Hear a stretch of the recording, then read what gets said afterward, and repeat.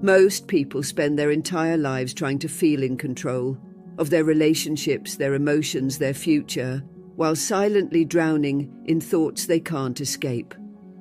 One text left unread, one unexpected silence, one moment of uncertainty, and suddenly the mind takes over. It spins stories, creates meaning, and convinces you that your peace depends on someone else's actions. But the truth is, it never did. The Buddha taught that suffering doesn't come from what others do to us. It comes from our attachment to how we think things should be. And the moment you understand that, something begins to shift.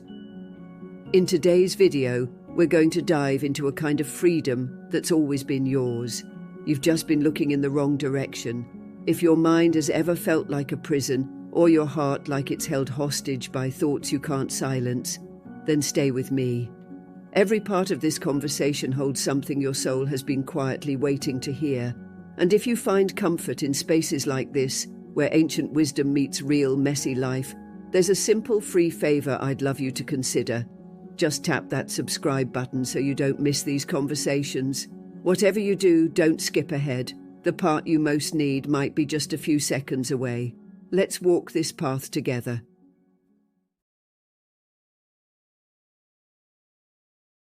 There's a certain kind of tiredness that sleep doesn't fix. It's not the kind that comes from work or physical effort. It's the heaviness you carry in your mind, the weight of unspoken thoughts, unanswered questions, and imagined conversations. It builds up quietly. One worry turns into 10. One memory opens the door to another. And before you know it, your inner world feels cluttered, loud, and exhausting. You could be sitting in silence, doing absolutely nothing, and still feel drained. Why? Because your thoughts are not resting. They're carrying stories, most of which aren't even true. Buddha taught that suffering begins not with what happens, but with what we think about what happens. The mind is powerful, but it's also untrained. Without awareness, it pulls us into illusion. One moment someone doesn't respond to a message, and the next your mind is replaying every possible mistake you've ever made, every reason they might be upset, every worst-case scenario you can imagine. And all of this happens without anything new actually taking place. It's just you, alone with your thoughts, creating a storm out of silence. This is what makes overthinking feel so heavy. You're not just thinking, you're attaching. You're gripping tight to possibilities, fears, and what-ifs, all of which live entirely in your imagination. The Buddha compared this to carrying a burning coal with the intention of throwing it at someone else. But who gets burned first? You do. Every thought you hold onto with fear or resistance adds another layer to your suffering. And the tragedy is, most of those thoughts don't reflect reality, they reflect your fear of losing control. When we carry these mental burdens, we also close ourselves off from the present moment. We're not here. We're caught in memories or expectations. And while we're busy living in our heads, we miss the life that's unfolding in front of us. Buddha emphasized mindfulness not just as a meditation practice, but as a way of living with less weight.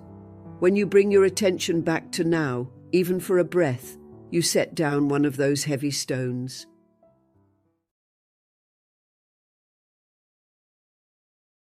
There's something strange that happens when we care deeply about someone or something. We begin to grip it, not just emotionally, but mentally too.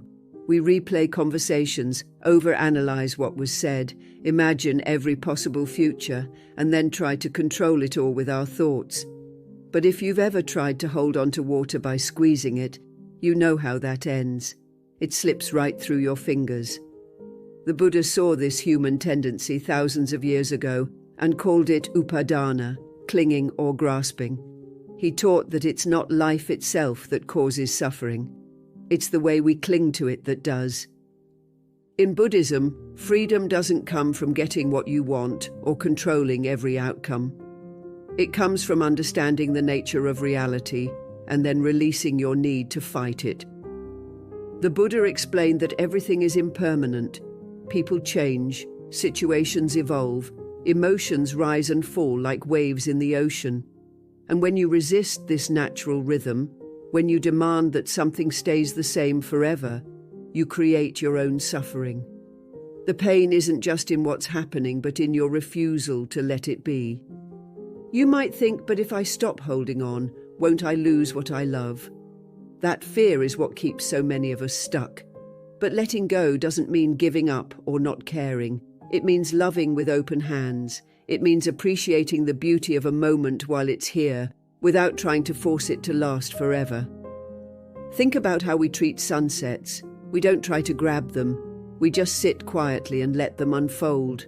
That's what real peace looks like. The Buddhist path isn't about suppressing your feelings or pretending not to care. It's about seeing things clearly and choosing not to be ruled by them. It's about stepping off the roller coaster of constant mental noise and finding stillness in your own presence. The Buddha didn't promise a life without discomfort. He promised a way to move through discomfort without being consumed by it.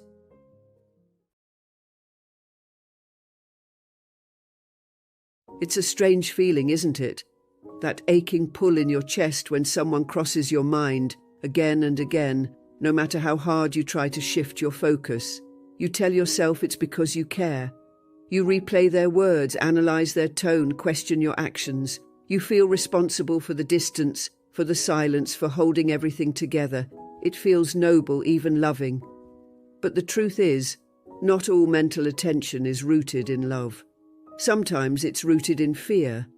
In Buddhism, the Buddha taught that attachment disguises itself in many forms, one of the most deceptive being the belief that clinging to someone is the same as loving them. Caring is open-handed, it's compassionate, kind, and peaceful. It honors the freedom of the other person and the peace of your own heart. Obsessing, on the other hand, is like gripping a flower too tightly. It crushes the very thing you're trying to protect. When you care for someone, you want them to be happy, even if it's not with you, even if they choose something you wouldn't. But when you obsess, you become attached to the outcome. You measure their actions against your expectations. You begin to feel anxious, restless, incomplete. It's no longer about their well-being, it's about easing your own discomfort. Think about this. When was the last time you truly felt at peace while overthinking about someone? Probably never. That's because obsessing doesn't come from love. It comes from the ego. It's the part of us that fears being forgotten, being unimportant, being unloved. Buddha once said, "You only lose what you cling to." And this kind of mental and emotional clinging doesn't protect a relationship. It poisons it. It robs you of the present moment, the joy of connection, and the lightness of genuine care.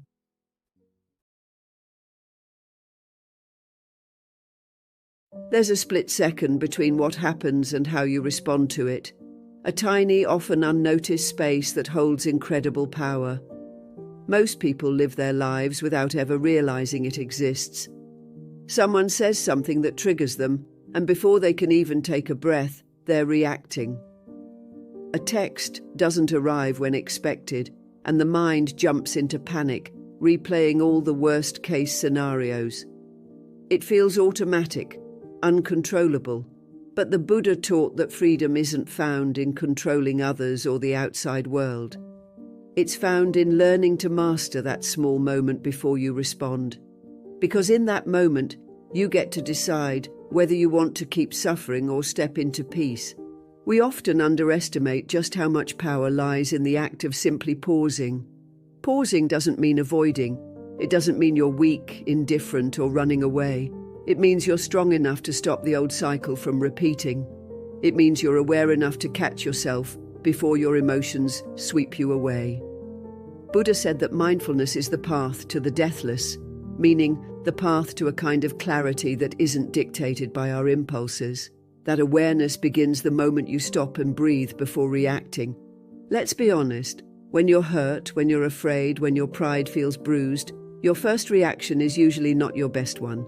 It's emotional, it's rushed, it's often something you end up regretting. But when you pause, even for just a few seconds, you create space, and that space is where wisdom enters. It's where you get to ask yourself, is this response rooted in fear or in peace? Is it going to help or just add more noise? That one breath, that one heartbeat of stillness can change everything.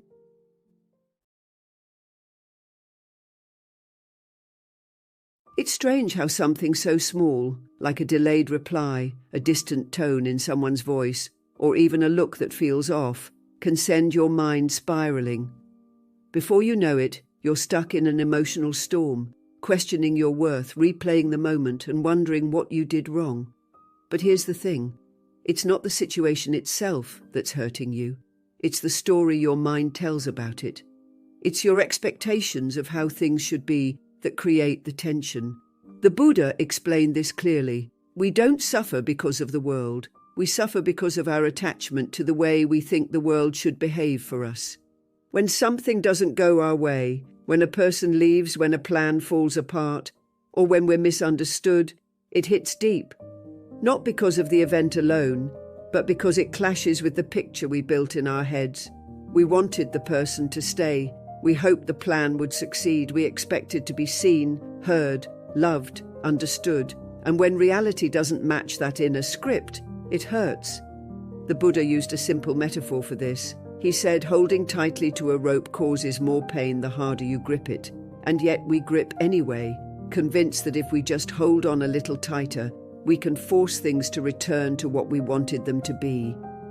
This is where the root of suffering lies, in resistance, in that deep, unconscious refusal to accept things as they are. We suffer because we argue with reality. We think, they shouldn't have said that, or this shouldn't be happening.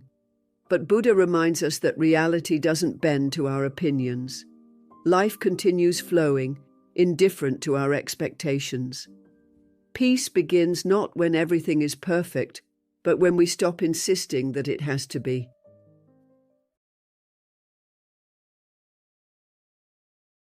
There's something quietly powerful about the moment you stop fighting what isn't working. You know that feeling. The one where you've been holding on so tightly to a thought, a person or a situation, hoping it would change, hoping it would give you the peace you've been craving. But instead, all it gives you is tension. Your jaw is clenched, your chest feels heavy, and your mind won't stop racing. We think that if we just try harder, if we care more, if we figure out the right words or the perfect timing, things will finally make sense. But what if the peace you're searching for isn't on the other side of trying harder? What if it's waiting for you the moment you loosen your grip? Buddha often used the metaphor of the river to explain this. Life, he said, is like flowing water, always moving, always changing, always beyond our control. And yet we try to dam it with our expectations. We try to bottle it, force it, preserve it exactly the way we want it to be. But what happens when you try to hold water in your hands? The tighter you squeeze, the faster it slips through your fingers. It's not the water that's the problem, it's the grip. That's what overthinking is, trying to grip reality with your mind instead of allowing it to flow naturally through experience. Letting go doesn't mean you stop caring. It doesn't mean you become numb or indifferent. What it means is that you stop trying to control something that was never yours to control in the first place. You stop chasing someone's love. You stop rewriting the past in your head. You stop waiting for that one text message to determine your worth. You begin to trust, not because you have all the answers, but because you've finally realized that carrying the weight of everything is exhausting and unnecessary.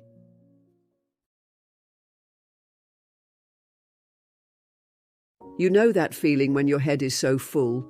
It feels like there's no room left to even breathe. Like your thoughts are stacked on top of each other.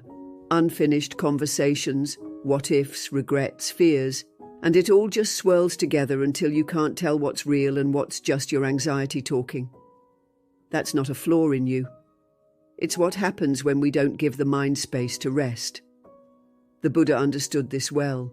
He taught that just as the body needs nourishment, the mind needs emptiness, not in a lonely or hollow way, but in a spacious, peaceful way. A mind that's too full can't absorb anything new. It can't see clearly. It's like trying to pour tea into a cup that's already overflowing. It spills everywhere and nothing is truly received. That's how many of us live. We keep pouring more thoughts, more fears, more noise into an already overwhelmed mind. We chase clarity while clinging to clutter, and then we wonder why we can't find peace. But the solution isn't to think harder or analyze more. It's to create space. Buddha often spoke of this using nature. He compared the mind to a still lake. Only when the water is calm can we see our reflection. In the same way, only when our mind is clear can we truly see what matters, what is true, what needs to be done. But stillness doesn't come from silence alone. It comes from letting go of what's unnecessary.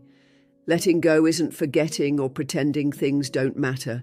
It's deciding that your peace matters more than obsessing over every detail. It's realizing that not every thought deserves your attention. Not every emotion needs a response. Some things simply need space to pass. When we empty the mind, through breath, meditation, even a mindful pause, we create room for wisdom. We make space for joy, for insight, for compassion. That emptiness isn't emptiness at all. It's the most nourishing thing we can give ourselves. The Buddha taught that an uncluttered mind is the foundation of right thinking, right action, right living.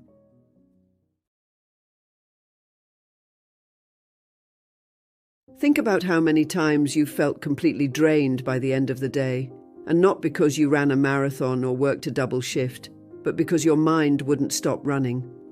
You were caught in loops, replaying what someone said, worrying about what they didn't, wondering if you were enough, if you did too much or not enough. This kind of exhaustion isn't physical. It's emotional. It's mental. And most of the time it comes from giving your energy to people and situations that don't deserve to hold that much space in your life. The Buddha taught that peace is not something given to you by others. It arises when the mind is free from unnecessary grasping. So ask yourself honestly, where is your energy going? When you overthink about someone who hasn't reached out, when you analyze a conversation that ended hours ago, when you imagine worst-case scenarios that haven't even happened yet, you are spending your life in a place that isn't real. And what you spend your attention on, you feed, you nurture, you keep alive. That person who hurt you, they might be living their life without a second thought, while you're still carrying the weight of their actions in your mind. That relationship that ended, it might be over on the outside, but you've kept it alive through constant mental replay. And while you do that, you are handing over your peace, quietly, completely. Buddha often spoke of guarding the sense doors, meaning to be mindful of what you allow into your mental space. Not every thought deserves to stay. Not every person deserves a seat at the table of your attention. Your energy is sacred, it's not infinite, and every ounce you spend overthinking about someone who doesn't value your presence is energy you could have invested in healing, growing, or simply being at peace. We forget this sometimes. We think if we just think enough, we'll find closure, understanding, or control. But the mind isn't a container meant to be filled with explanations. It's meant to be clear, spacious, and aware.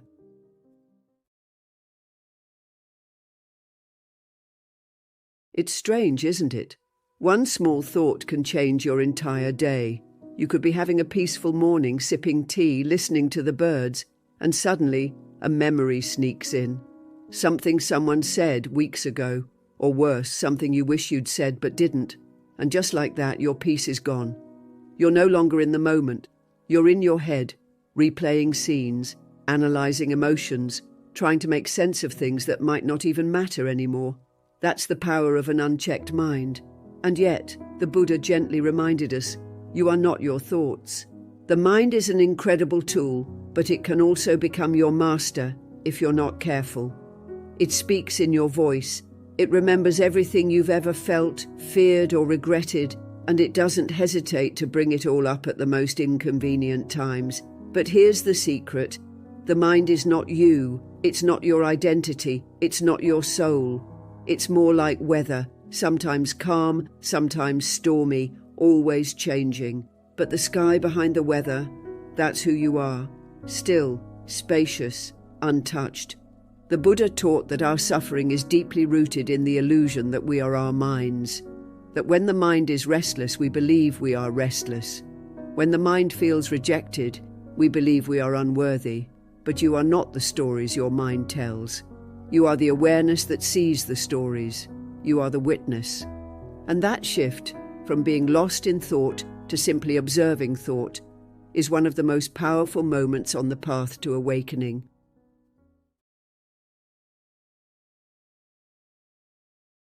You know that feeling when your mind just won't sit still, when it hops from one thought to the next, replaying the past, rehearsing the future, and never letting you truly rest. One moment you're remembering something someone said years ago, the next you're worrying about something that hasn't even happened yet. It's exhausting, and yet, most of us live in this state day after day without even realizing we're trapped in it. The Buddha described this as the monkey mind, a mind that leaps and spins and refuses to land. But he also taught that we are not powerless in the face of this chaos. We can train the mind. And the tool he offered us is simple: mindfulness. Mindfulness isn't some complicated practice reserved for monks or spiritual masters. It's as accessible as your next breath. It's the art of bringing your attention back to this moment, this breath, this body, this life. Because right here in the now, there's no story to spin. There's no memory to chase. There's no fear of what hasn't come yet. There's just you and your direct experience. And when you live from that place, even just for a moment, the noise begins to fade. Think of your mind like a glass of muddy water. If you keep stirring it, thought after thought, worry after worry, it stays cloudy. But if you let it sit, the mud begins to settle and the water clears. That's what mindfulness does. It helps you stop stirring the water so you can finally see things as they are. It doesn't make problems disappear, but it gives you the clarity to respond instead of react. It shows you that not every thought deserves your attention, not every worry is real, and not every feeling needs to be fixed.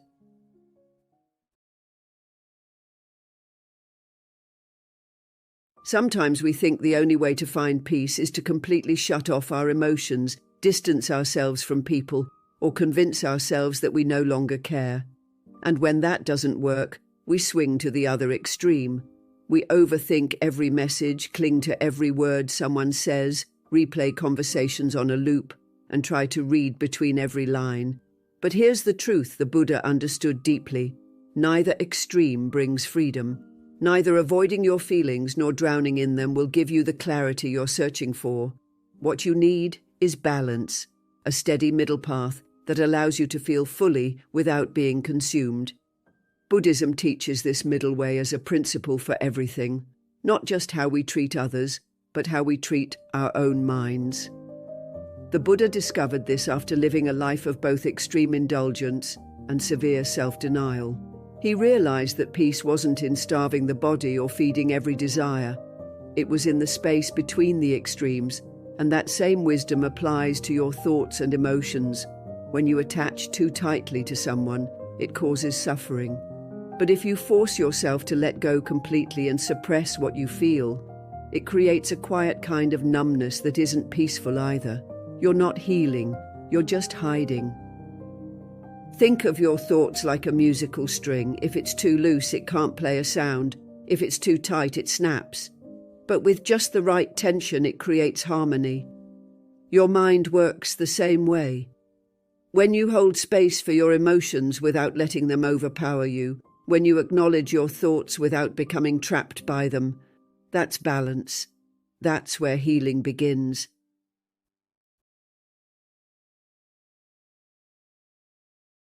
You know what's strange?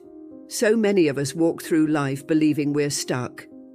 We tell ourselves stories like, "I can't move on," "I need closure," or "they owe me an explanation." We repeat these thoughts until they start to feel like facts. But they're not. They're just thoughts. Loud, emotional, persistent, but still just thoughts. And they create a prison we don't even realize we're living in. We decorate the walls with memories, justify the locks with logic, and wait for someone else to come along and hand us the key. But what if I told you the door has been open this whole time? Buddha often said that liberation comes not from changing the world around us, but from changing our relationship to our thoughts. The mind wants to believe that if we think just a little longer, we'll solve it. If we figure out what went wrong, if we understand why someone hurt us, if we get the answers we crave, then finally, we'll be free. But freedom doesn't come from knowing everything. It comes from realizing you don't need to. That aching desire for control, for certainty, for understanding, it's not the path to peace, it's the barrier to it. What holds us back isn't usually the pain itself, it's the way we hold on to it. It's the way we replay a conversation, trying to edit it into something we can live with. It's the way we wait for someone to make it right, not realizing that waiting is a choice too. Buddha taught that clinging is the root of suffering. When you cling to the past, to expectations, to people, you become a prisoner of your own mind. But the mind is not a jailer, it's a tool. And once you see that, you stop asking for the door to be opened. You simply walk through it.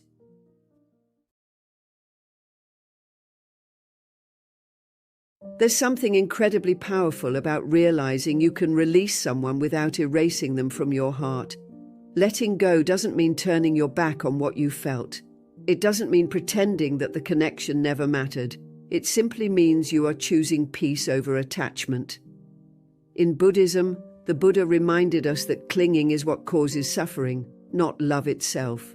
So when someone leaves your life, or when a situation doesn't turn out the way you hoped, it's not the loss that hurts most. It's the tight grip you had on how things should have been. But when you learn to loosen that grip, you begin to breathe again. You make space for healing. So many people confuse letting go with giving up or with cold detachment. But that's not what Buddhism teaches. Non-attachment doesn't mean you stop caring. It means you care without clinging. You love without needing to possess. You value what was shared, but you no longer need it to continue in order to feel whole. It's like standing at the edge of a river watching a boat drift away. You can wave, you can smile, you can even feel sadness, but you don't have to jump in and try to swim after it. The Buddha taught that freedom isn't found in holding tightly, it's found in knowing when to release. There's also a quiet wisdom in understanding that some people are only meant to walk beside us for a short stretch of the path. Maybe they came to teach us something. Maybe we were meant to show them something, and maybe the most compassionate thing you can do for them and for yourself is to let them go with love instead of resistance.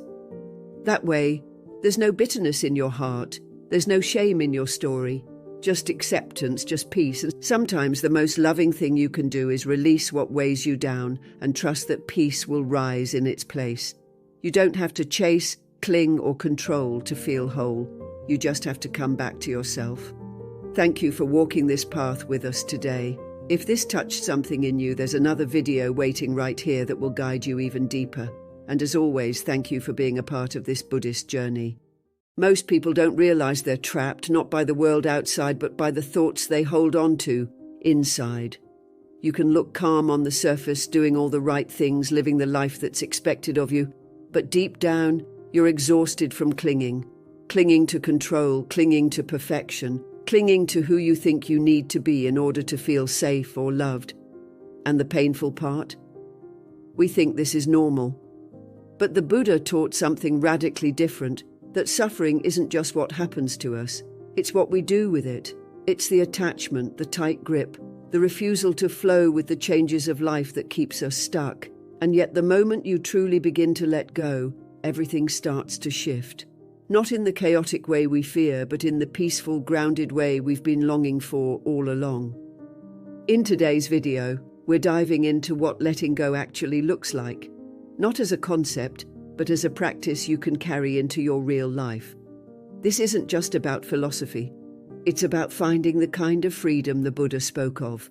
Freedom from the mind's noise, from overthinking, from the exhausting need to control everything.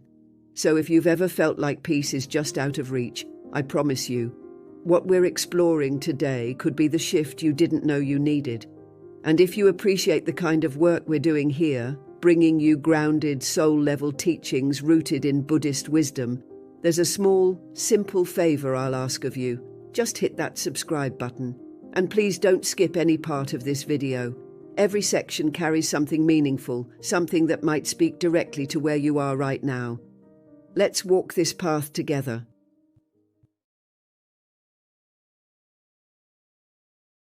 You know that feeling when you're constantly double-checking, planning every outcome, or trying to make sure nothing ever goes wrong? We tell ourselves that if we can just stay one step ahead, if we can think it through enough, fix every flaw, anticipate every move, then we'll finally feel safe. But the truth is, the more we try to control everything, the more anxious and disconnected we become.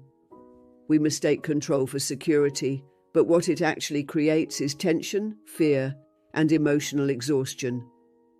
The Buddha pointed this out over 2,500 years ago. What we're really chasing when we cling to control is a sense of certainty in an uncertain world. And because life is always changing, our grip only tightens as we try to resist the natural flow of things. Think about it. How many times have you worried yourself sick trying to control how someone thinks of you, how a situation unfolds, or how the future might play out? And how often did those worries give you peace? Probably never. The Buddha taught that clinging is the root of suffering, not because we shouldn't care, but because we care in a way that turns love into fear and ambition into anxiety. When we try to force life into our idea of how it should be, we're setting ourselves up to suffer the moment it doesn't go that way, which is often. Control promises peace, but delivers pressure. It's a false safety net that snaps the moment life dares to be life. In Buddhism, the practice of non-attachment isn't about giving up. It's about loosening the grip. It's about showing up fully while letting go of the illusion that you can manage every twist and turn. Because the tighter you hold on, the more you get dragged by what you can't change. And ironically, the moment you start to let go, things start falling into place. Not because you forced them, but because you made space for them. You allowed them to arrive, to grow, to move naturally. Peace doesn't come from gripping tighter, it comes from trusting more, not in a naive way, but in a deeply wise way, the kind the Buddha pointed to when he said that liberation begins not with control, but with understanding the nature of the mind and gently unhooking from what we thought we had to manage. When you release the illusion of control, what's left is something far more powerful: presence. And that's where your peace truly begins.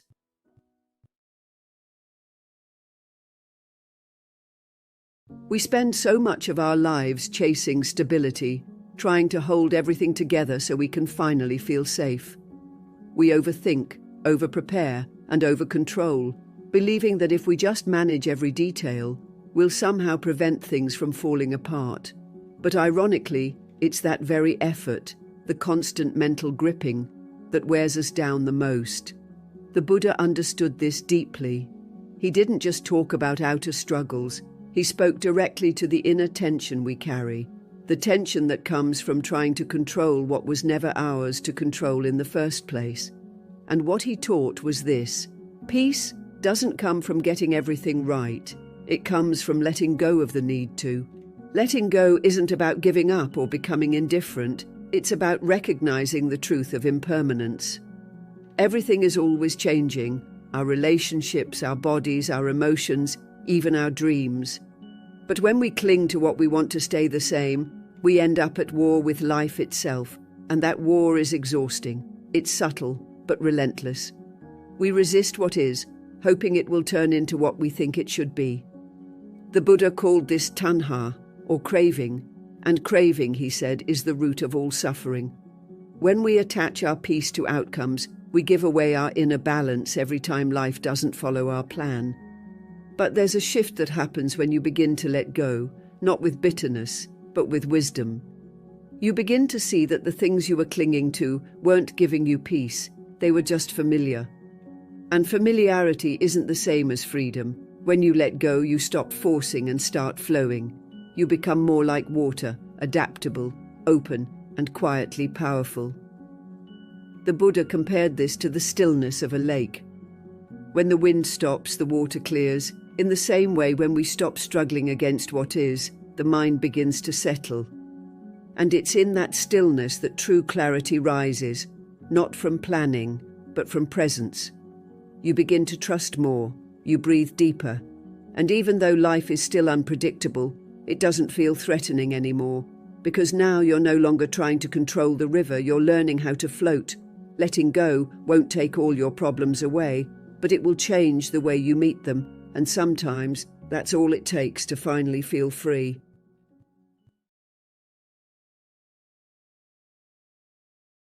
There's a moment on the path, usually after you've exhausted yourself trying to force things, that something deep inside whispers, "You don't have to keep doing this."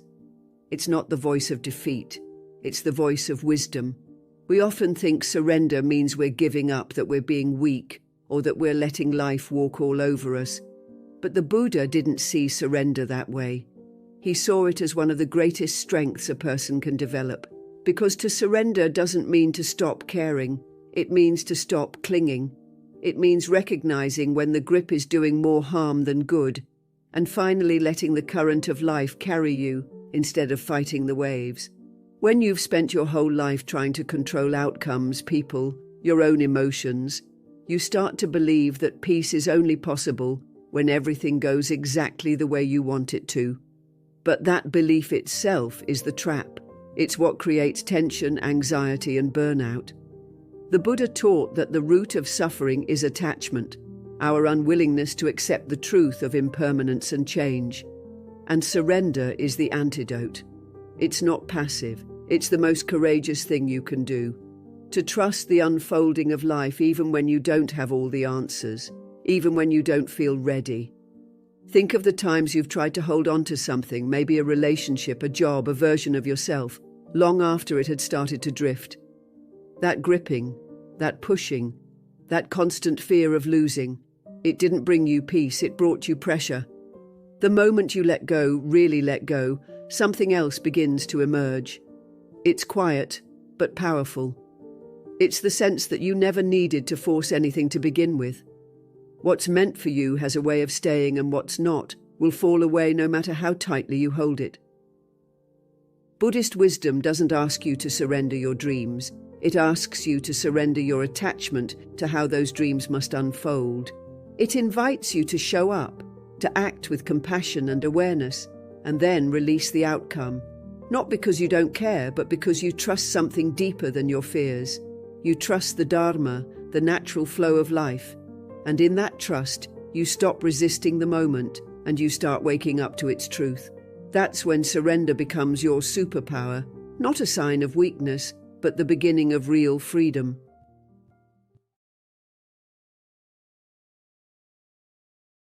There's something deeply frustrating about pouring your heart into something, whether it's a relationship, a dream, a goal, and feeling like the more effort you give, the further it slips away. It's like trying to hold water in your hands. The tighter you grip, the faster it escapes. We're taught that effort equals results, that intensity brings success. But the Buddha saw something else. He saw that when our effort is fueled by clinging, by desperation, fear, or ego, it backfires. And ironically, when we loosen that grip and let go of needing everything to go our way, life often flows more smoothly. That's the paradox of detachment. Detachment doesn't mean you stop caring. That's one of the biggest misunderstandings. It's not about being cold or distant or indifferent. In fact, it's the opposite. Detachment is what allows you to show up fully, with presence, with love, with intention, but without being imprisoned by the outcome. The Buddha taught that attachment is the root of suffering, because when we tie our identity or happiness to something impermanent, we create the conditions for pain. Nothing lasts forever. Not a job, not a feeling, not even the people we love. And when we resist this truth, we suffer. Detachment is our way of accepting impermanence without losing our peace. Think about how it feels when you're desperate for something to work. Every message that goes unanswered feels like rejection. Every delay feels personal. You start living in a state of emotional tension, always waiting for the external world to give you permission to feel okay. But when you practice detachment, you start moving from a different place. You take action because it feels true, not because it guarantees a reward. You speak your truth without trying to control how it's received. You love without demanding certainty. That's powerful. That's peaceful. The Buddha didn't ask us to stop dreaming or striving. He asked us to notice the suffering that arises when we crave certainty, when we resist change, when we try to force the river to flow our way. Detachment means trusting that you don't have to hold everything so tightly for it to stay. What's meant for you will stay. What's not will teach you. And when you let go of clinging to the result, you open yourself to the beauty of the moment, to the peace that doesn't come from control, but from connection with the present. That's where the real power lives.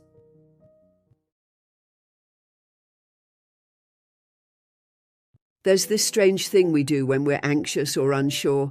We start thinking more, believing that if we just think harder, longer, deeper, we'll finally figure it out. That one more mental spin will lead to peace. But it doesn't. It just makes us more tired. The Buddha referred to this restless activity of the mind as the monkey mind, always jumping, grasping, leaping from one worry to another. And here's the truth that most of us don't realize until we're completely drained. Overthinking doesn't solve the problem. It becomes the problem. We confuse overthinking with being productive. We think we're solving something when really we're just running in circles inside our own heads. You know that feeling. You're replaying a conversation, imagining all the worst-case outcomes, or endlessly trying to plan for something that hasn't even happened yet. But no matter how many angles you cover, it never brings clarity. It just brings more confusion, more noise, more pressure.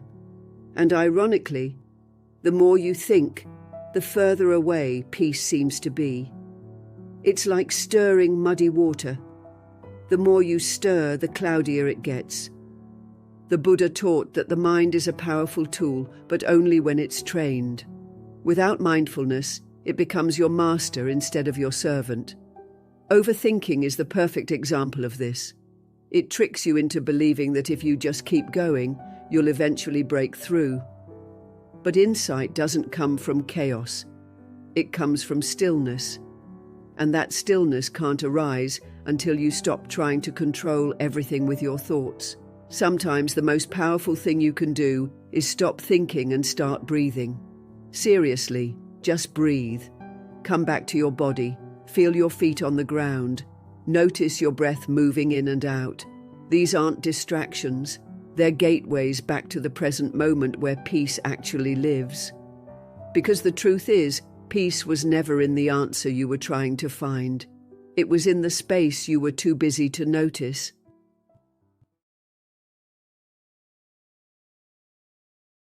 There was a time when one single thought could ruin my entire day. A quick passing doubt like, "You're falling behind," or "They probably don't like you," and suddenly I was spiraling. And I know I'm not alone in this. So many of us live like that, trapped in a mental echo chamber, believing everything the mind throws at us as if it were absolute truth. The Buddha saw this very clearly. He taught that the mind, when left untrained, becomes a source of suffering. It jumps from fear to fantasy, from regret to anxiety, and we follow it like it's our master. But here's the truth. Just because a thought appears in your mind doesn't mean it's real, and it certainly doesn't mean it's you. The Buddha compared the mind to a monkey, restless, noisy, always jumping from one branch of thought to another. And unless we step back and observe, we become the monkey without realizing it. But the moment you become the observer, everything starts to shift. You realize that thoughts are like clouds moving through the sky. They come, they go, they change shape. But the sky, the awareness behind those thoughts, remains untouched. That awareness, that's who you are. Not the storm, not the passing worry, not the negative voice that says you're not enough.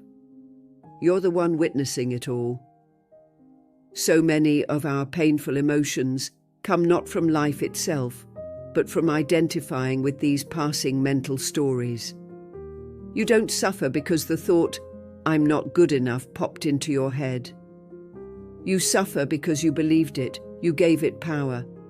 But what if, instead of reacting, you just watched it pass? What if you met it with kindness, with curiosity, and then let it go? Just like watching a leaf float down a river without needing to follow it? Mindfulness, as the Buddha taught, is the key to this freedom. When we become present, when we notice thoughts instead of getting pulled into them, we start to experience life differently. There's more space, more peace. You begin to realize that your mind will speak, but you don't have to obey. You're allowed to pause, breathe, and choose a different response. And in that space between thought and reaction, something incredible happens. You return to yourself, not the version shaped by fear or habit, but the quiet, steady awareness that was there all along. That's where your freedom lives, not by silencing the mind, but by no longer mistaking it for who you are.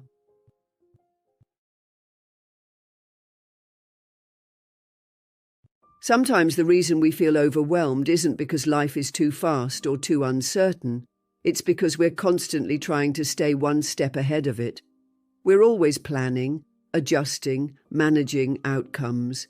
It's like trying to walk forward while looking 10 feet in front of you. You miss the ground beneath your feet. And yet, so much of our stress comes from exactly that, wanting the next thing to be perfect before we even take the first step. The Buddha taught that the present moment is the only true reality. The past is memory, the future is a projection. But right now, this breath, this step, is where life actually happens. The more we try to escape it, the more we disconnect from our own peace. When we stop trying to control the story and start listening to what the moment is asking of us, everything begins to soften. The tension in our minds, the pressure in our hearts, the gripping need to make everything go a certain way, all of it loosens. Life stops feeling like something we have to chase and starts feeling like something we can actually be part of. The Buddha encouraged mindfulness not just as a practice during meditation, but as a way of being. He taught that wisdom arises not from always knowing what to do next, but from paying full attention to what's here now. Sometimes that means letting go of your plans. Sometimes it means being still long enough to hear your own inner truth surface. There's a deep kind of intelligence in letting the moment lead. It doesn't mean giving up on your goals. It means surrendering the tight grip you have on how you think things have to unfold. You begin to trust the rhythm of life instead of fighting it. The truth is, some of your most meaningful moments won't happen because you forced them into place. They'll happen because you were open enough to receive them. Maybe not according to your timeline, but in exactly the way your soul needed. When you align yourself with the present moment, something powerful happens. You stop managing life like a to-do list, and you start living it as an experience. That's where peace lives. That's where clarity rises. That's where the path becomes clear, not by controlling it, but by being willing to walk it one conscious step at a time.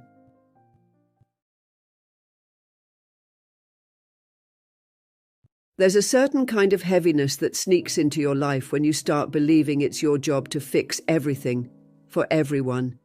You feel it when someone you love is struggling and you rush to solve their pain before they even ask. You feel it at work when things fall apart and you jump in to patch the cracks, even though no one asked you to. It's subtle at first. It feels like being helpful, being responsible, being strong. But over time that weight grows. And without realizing it, you start carrying more than your share, emotionally, mentally, spiritually. You start believing that peace will only come when everything around you is in order. But the Buddha taught something so different. He taught that peace isn't something you earn through control. It's something you uncover when you stop clinging, especially to roles that were never yours to carry. We often confuse compassion with fixing. We think that love means stepping in, solving, saving. But Buddhism shows us a different kind of love, a quieter, wiser kind. It's the love that knows when to stay close without interfering.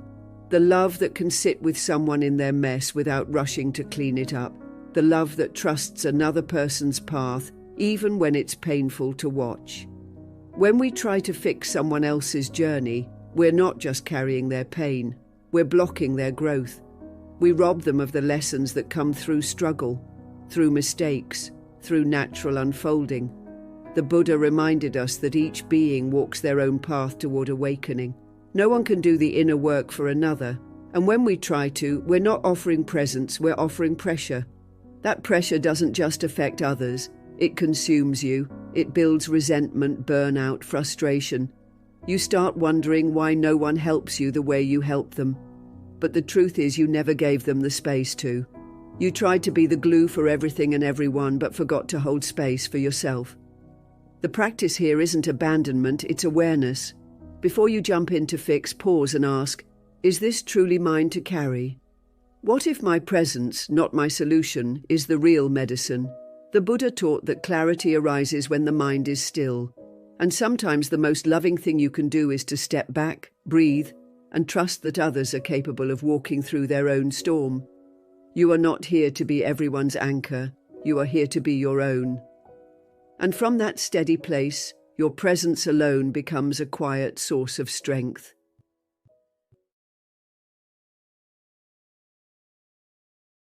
We've been taught that if you're not constantly doing something, you're falling behind. That rest is laziness, and being still means you're unmotivated. But what if that belief is actually what's keeping you exhausted, anxious, and disconnected from yourself? What if your endless doing is the very thing clouding your clarity and draining your joy? The Buddha taught that peace doesn't come from doing more. It comes from knowing yourself deeply, and you can't know yourself when you're always running, fixing, striving. Sometimes the most transformative thing you can do is pause. The world constantly pressures us to hustle, to keep achieving, proving, improving. Even when you've done enough for the day, there's that little voice that whispers, do more, be better, stay ahead. But Buddhism invites us to look beneath that voice. Where is it coming from? Is it truth or is it conditioning? The Buddha understood that so much of our suffering comes from craving, wanting to be somewhere else, someone else, doing something else. So we overwork, we fill our days, we chase value through activity, but in the process we forget how to just be. Think of a lotus flower. It doesn't bloom by forcing itself open. It rises slowly from the mud, steady and unhurried, trusting the process. It simply allows. That's what the practice of mindfulness teaches us, to slow down enough to notice the life we're already living. When you let go of the need to constantly perform, you begin to discover the part of you that was never broken, never lacking, never in a rush. That's the part the Buddha pointed to again and again, the stillness within, the presence beneath the pressure. You don't have to do more to be enough. You don't have to hold it all together to be worthy of peace. Sometimes the most powerful act is simply letting go and returning to the quiet truth within you. Thank you for being here, for walking this path with presence and courage. If today's message spoke to your heart, I invite you to watch one of the videos on your screen. It might be exactly what your soul needs next. And as always, thank you for being a part of Buddhist Journey. Until we meet again, may you be still, may you be free, may you be at peace. Some thoughts don't visit us, they move in. They sit quietly in the corners of our mind, whispering stories that shape our mood, our choices, even our self-worth. One unanswered message, one unexpected silence, one moment where things didn't go the way we hoped, and suddenly we're consumed trying to read between lines that don't exist, trying to control outcomes that aren't ours to control. The Buddha taught that suffering isn't born from what happens to us. It comes from the way we cling to what we think should have happened. That grasping, that mental replay, is what keeps us stuck. But what if you could learn to let go without losing love? What if peace wasn't about changing the situation, but changing your relationship to it? That's what we're diving into today. If your mind has been louder than your heart lately, if you're tired of feeling held hostage by thoughts that just won't let you rest, then stay with me. Don't skip a second of this video. Somewhere in what we're about to explore, there might be a sentence, a breath, a moment that quietly unlocks a door you didn't realize you were trapped behind. And if you find value in these conversations, if something here speaks to your soul, there's one simple free favor I'd be grateful for. Hit the subscribe button. Let's walk this Buddhist path together. You're not alone. You're exactly where you need to be.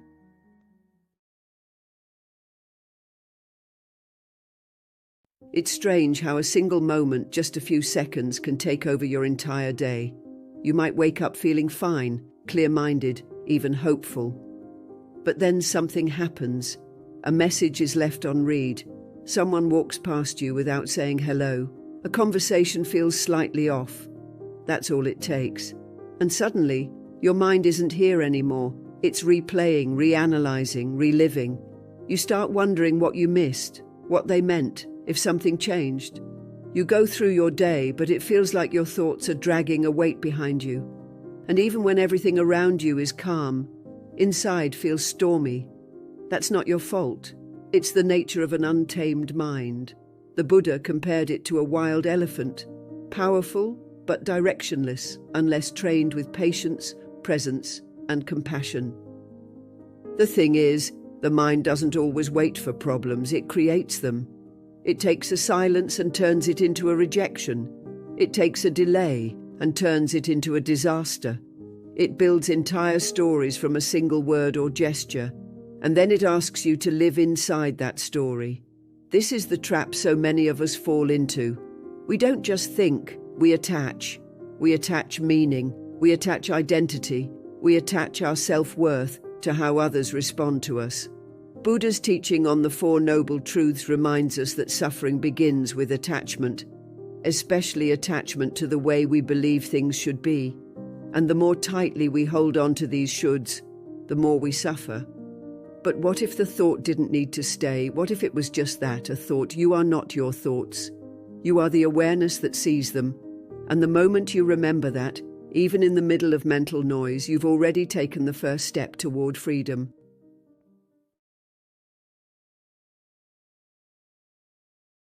You know what's tricky about certain feelings?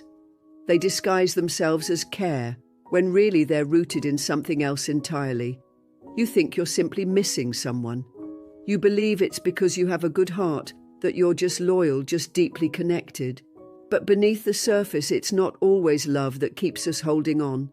Sometimes it's our attachment to how that person made us feel. You're not just thinking about them.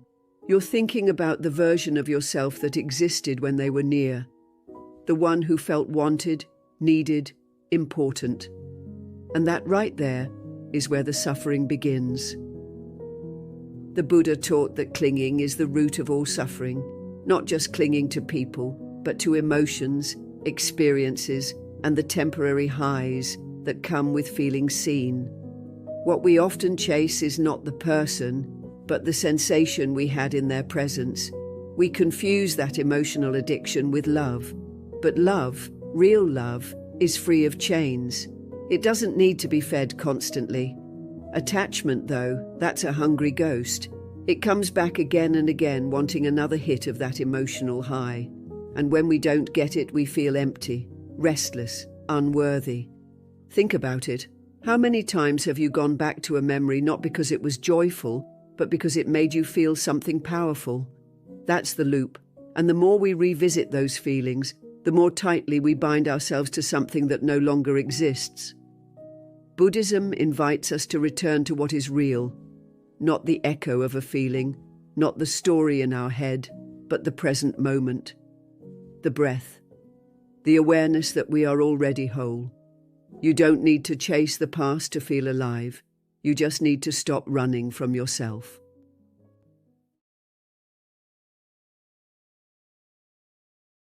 There's a quiet kind of heartbreak that comes not from being forgotten, but from realizing you were never truly seen. You thought you had a place in their life. You thought you mattered in ways they never said but always hinted at.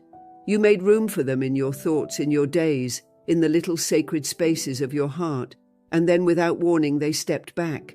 Not with cruelty, but with indifference. And that indifference cuts deeper than anger ever could. We don't just grieve for people. We grieve the meaning we gave to our place in their story. In Buddhism, the Buddha taught that our suffering often doesn't come from reality. It comes from illusion, the illusion that we're central to someone else's world. That is because we care deeply. They must too. That is because we remembered every word, every glance, every silence. They must have been doing the same. But this is where the ego softly sneaks in. It whispers, "You should be unforgettable. You should be the one they can't let go." And when we're not, it stings. Not because of them, but because our sense of self was tied to being special in their eyes. But the Buddha also taught that true peace doesn't come from being chosen by others. It comes from choosing ourselves. Over and over again. Even when they don't call. Even when they move on. Even when we're tempted to beg for their attention in the quiet corners of our thoughts. You don't need to be the main character in their story. You only need to be the compassionate witness in your own. When you stop waiting for someone else to see your worth, you finally begin to recognize it within. And that recognition, that self-honoring, is where real healing begins. That's where you return home.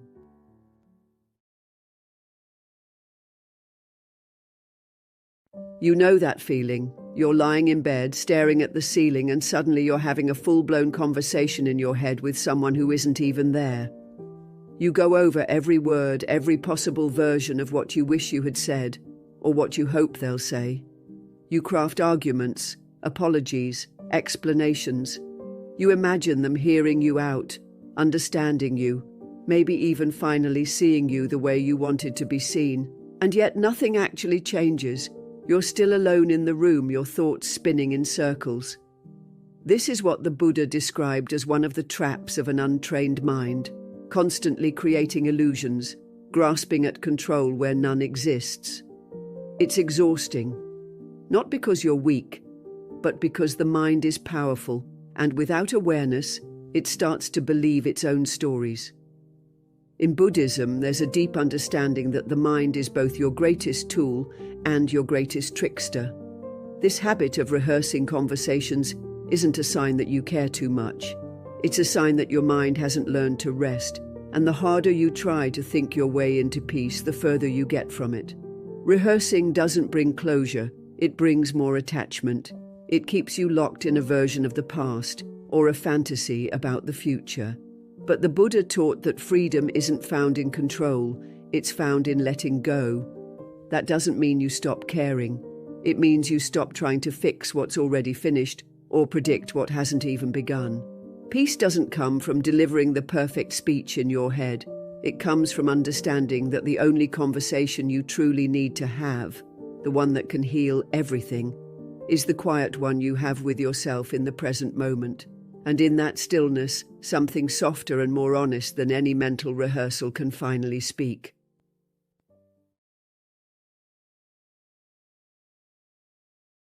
We all do this. We build quiet, invisible contracts in our minds. We expect someone to always text us back, to understand us without needing to explain, to be there in the way we imagine they should. And when they don't, when they act like they didn't get the memo, we feel disappointed, confused, even hurt. But here's the thing. We never told them the rules. We never said out loud, "Hey, when I'm struggling, I need you to check in," or "It means a lot to me when you remember the small things." We assumed. And in that silent expectation, we planted the seed of suffering. The Buddha taught that expectation is a subtle form of attachment. It's clinging to a version of reality that only exists in our own mind. The more we grip it, the more it hurts when it doesn't unfold the way we imagined. What makes this even trickier is that these expectations often come from a loving place. We care deeply. We're sensitive to connection. But that's exactly why it stings when someone doesn't meet the picture we've painted of them. Buddha never said don't love or don't hope. He said don't cling. He reminded us that life is ever-changing, people are evolving, and not everyone is walking through life aware of what we're silently asking from them. So if someone fails to meet your unspoken expectations, it's not necessarily a betrayal. It might just be a sign that you were holding on too tightly to an idea. And in that moment, instead of hardening or overthinking, maybe you can soften. Maybe you can remind yourself that peace doesn't come from others living up to the scripts in our mind. It comes from letting go of the script entirely and allowing life to be what it is.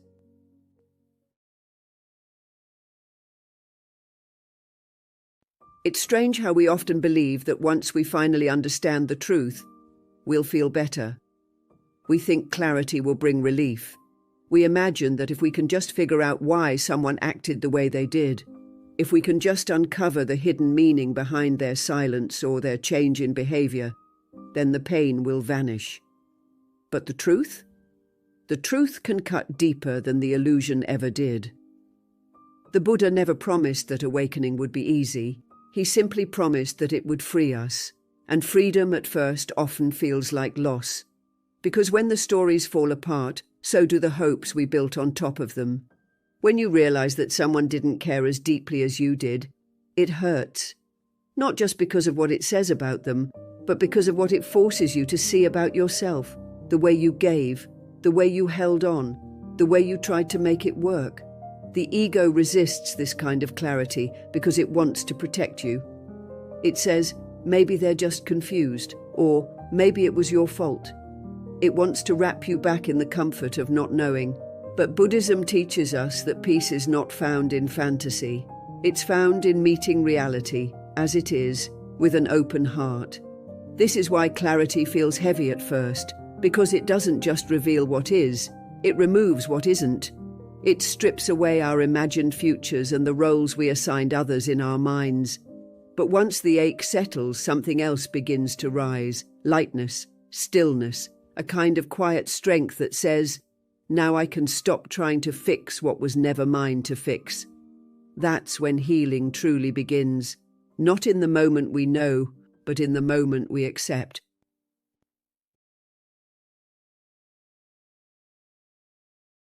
There's something deeply human about wanting to be remembered. It's not just about ego, it's about meaning. You pour your heart into someone, you share laughter, vulnerability, quiet moments. And when they're gone, there's a part of you that quietly hopes they still carry a piece of you. You wonder if your absence feels like anything to them. If a song, a scent, or a passing place brings your memory rushing back. The mind begins to chase those thoughts, creating stories.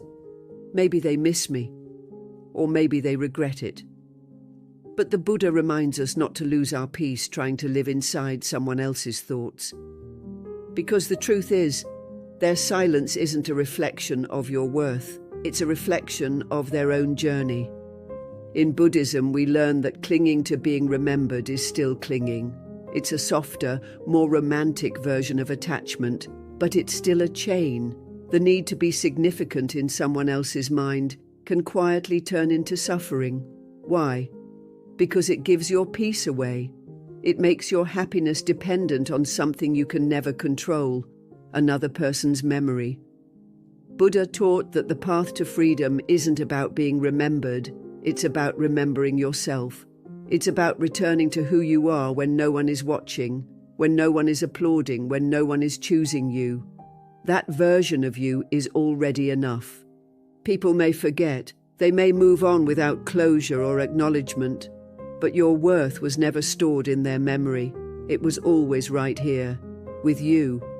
Real peace begins when you no longer need to be someone else's lingering thought. You simply choose to be fully present in your own life. You choose to remember you. That is the most sacred remembering of all.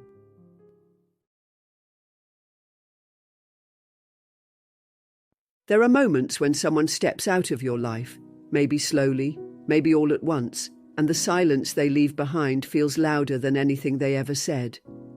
You start to wonder if you did something wrong, or if you could have done more to keep them close. It's human. We all feel that ache, that pull to reach back, to fix, to explain. But the Buddha taught that grasping, even in the name of love, creates suffering. Sometimes what feels like abandonment is actually space. And space, when seen through the eyes of wisdom, isn't emptiness. It's clarity, it's breath, It's the beginning of your return to yourself. The Buddha often spoke about noble solitude, not loneliness, not isolation, but a sacred stillness that allows you to hear your own heart again. When someone walks away, they might be making room for you to walk toward yourself, and as painful as that space can feel at first, it holds the potential for healing that connection with your own spirit. Most people fill that space with noise, chasing closure, chasing explanations, chasing what once was. But Buddhism invites us to pause. Do not rush in with distractions, to sit quietly with the discomfort and listen, not to the echoes of the past, but to the truth that's waiting underneath all the longing. Sometimes the most loving thing someone can do, intentionally or not, is leave. Because in their absence, you're finally forced to see the places where you abandoned yourself, trying to hold on to them. This isn't about blame, it's about awakening, and when you awaken, even heartbreak becomes holy. In their absence, you return to presence. In the stillness, you rediscover your strength. That's not a loss, it's a gift disguised as distance. A painful one, yes, but a gift nonetheless.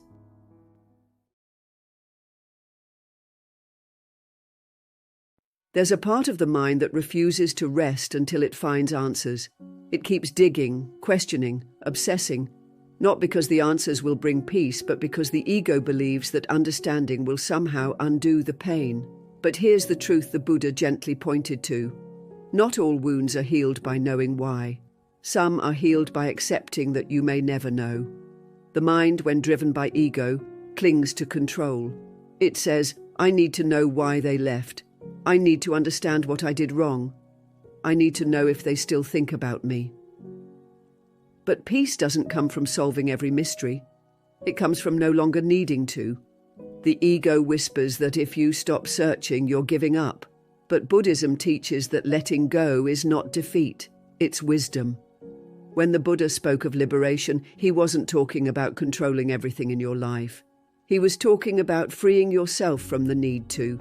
The truth is, most people's actions have little to do with you. Their silence, their distance, their coldness, it's a reflection of their inner world, not your worth. But the ego makes everything personal, and that's where the suffering begins. Ask yourself this: has obsessing ever brought you clarity that actually gave you peace? Or has it only fed the fire? The mind convinces you that you're getting closer to freedom through thinking, but really you're tying more knots.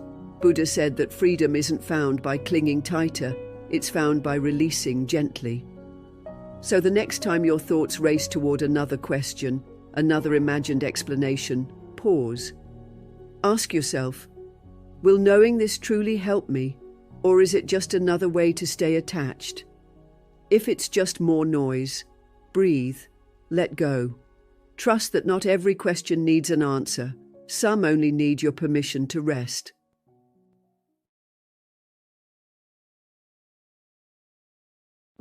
Some days, we wait for peace like it's something that has to arrive from outside.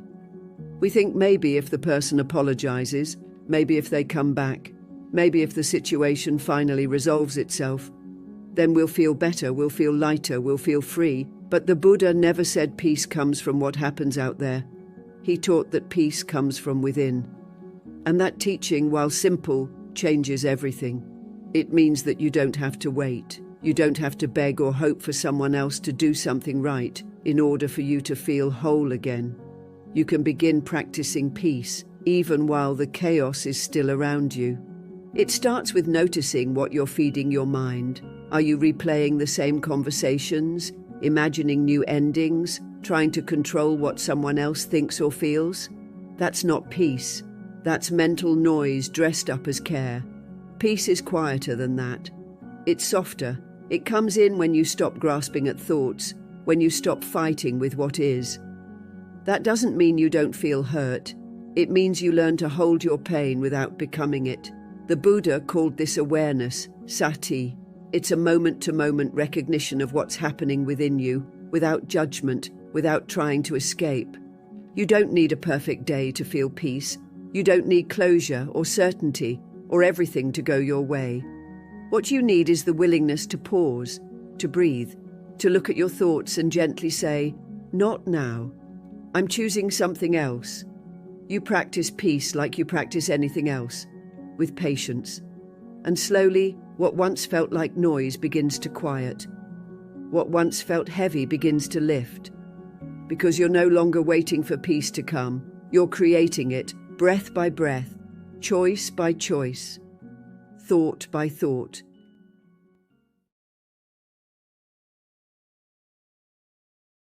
There's a kind of peace that doesn't announce itself. It doesn't come with fireworks or grand realizations. It arrives quietly, in a single breath, in a pause between one thought and the next. Most people never even notice it because they're too busy chasing the next distraction, the next explanation, the next emotional high. But that stillness, that space, is where everything changes. The Buddha spoke often about this space. He called it a doorway to wisdom. In that brief pause when the mind stops clinging to the past and stops reaching for the future, you meet reality as it truly is. No story, no judgment, just presence. And in presence, there is freedom. We're so used to the noise that silence feels strange. The constant mental chatter becomes our normal. But think about it. When have you ever felt truly at peace while overthinking? The mind will tell you that you need to think more, figure it out, find answers. But the Buddha reminds us that true clarity comes not from more thinking, but from seeing. And we can only truly see when the mind is still enough to notice. That pause, that space between thoughts, it's not empty. It's alive. It's spacious. It's healing. It might only last for a second at first. A breath. A blink. But the more you return to it, the more it expands. You'll begin to realize that you are not the thoughts. You are the awareness watching them come and go. Like clouds drifting across the sky, thoughts are temporary. But you are the sky. When you anchor yourself in that spacious awareness, the grip of the mind loosens. The suffering begins to fade. And in that quiet space, the truth begins to rise, not loud, not dramatic, just clear. And in Buddhism, that clarity is the beginning of awakening.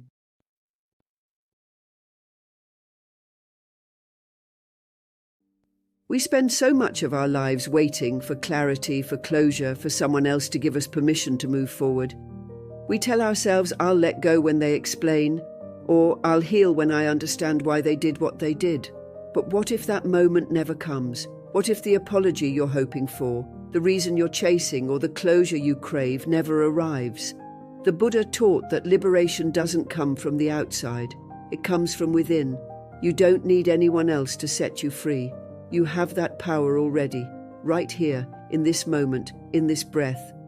You are not defined by how long you've held on. Maybe you've carried the weight of someone else's absence for months, maybe years.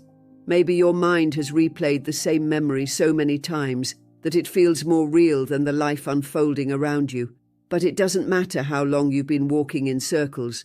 What matters is that at any moment, you can stop. You can step off the path of suffering and start again. The Buddha often reminded his followers that each breath is a new beginning. You don't need a new year or a new relationship or a new chapter. You just need a new decision.